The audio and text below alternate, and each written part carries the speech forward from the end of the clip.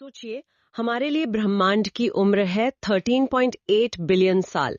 लेकिन क्या हो अगर किसी और के लिए ये सिर्फ 6 दिन पुराना हो? या किसी के लिए ये शायद अभी इसी पल पैदा हो रहा हो। बिल्कुल, ये कोई कल्पना नहीं है, बल्कि ये आइंस्टाइन के रिलेटिविटी की दुनिया है। और अगर आपको ऐसी ही ज्ञान भरी और दिलचस्प बातें जानना पसंद है, तो इस चैनल को अभी सब्सक्राइब करें, वीडियो को लाइक करें और अपने परिवार और दोस्तों के साथ जरूर शेयर करें।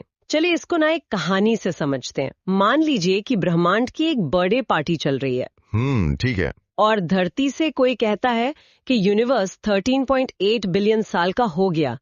तभी एक अंतरिक्ष यात्री आता है जो एक ब्लैक होल के पास से आया है, और वो कहता है, नहीं, मेरे लिए तो ये सिर्फ 6 दिन का है। ये कैसे हो सकता है? ये दिलचस्प बात है, क्योंकि समय वो सबके लिए एक जैसा नहीं चलता। आइंस्टाइन के हिसाब से समय कोई दीवार घड़ी की तरह नहीं है जो टिक टॉक करती रहे। तो फिर कैसा है? वो एक च्युइंग गम की तरह है। हाँ, जिसे आप खींच भी सकते हैं और सिकोड़ भी सकते हैं। मतलब समय धीमा भी हो सकता है? बिल्कुल। ग्रेविटी यानी गुरुत्वाकर्षण समय को धीमा कर देता है। जैसे एक ब्लैक होल के पास जहां ग्रेविटी बहुत बहुत ज्यादा है, वहां समय बहुत धीरे चलता है। अच्छा। इसी को ग्रेविटेशनल टाइम डायलेशन कहते हैं।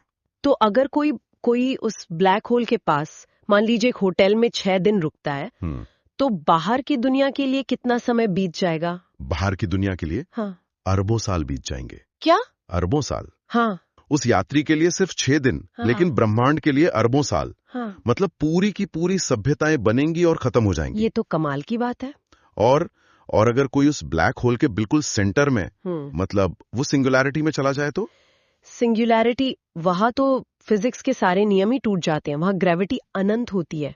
तो वहां समय का क्या होता है? वहां समय एक तरह से रुक जाता है। हाँ, वहां कोई कल या आने वाला कल नहीं होता। वहां ब्रह्मांड की कोई उम्र नहीं है। वो हमेशा हमेशा अभी, मतलब नाव में होता है। तो इसका मतलब क्या हुआ? मतलब पृथ्वी पर मौजूद इंसान, ब्लैक होल के पास वाला यात्री और सिंगुलैरिटी का व्यक्ति, ये तीनों अपनी अपनी जगह सही है? हाँ, तीनों सही हैं, क्योंकि ब्रह्मांड की कोई एक उम्र है ही नहीं। कोई एक उम्र नहीं है? नहीं, समय वो पर्सनल है, व्यक्तिगत है। ये ऐसा है जैसे एक ही किताब को 3 लोग अलग अलग स्पीड से पढ़ रहे हों।